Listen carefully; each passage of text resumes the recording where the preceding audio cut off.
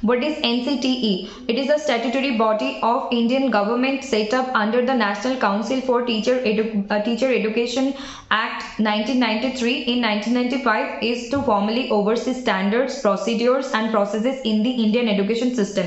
1995 সালে এই national council for teacher education system তৈরি হলো। এটার 1993 এর অধীনে প্রতিষ্ঠিত হয়েছিল এই সংস্থাটি ভারত সরকার দ্বারা। আর এর কাজ হচ্ছে শিক্ষক ও শিক্ষা ব্যবস্থার মান ও নিয়ন্ত্রণ, বিভিন্ন প্রক্রিয়া ও পদ্ধতিগুলো রক্ষণাবেক্ষণ করা।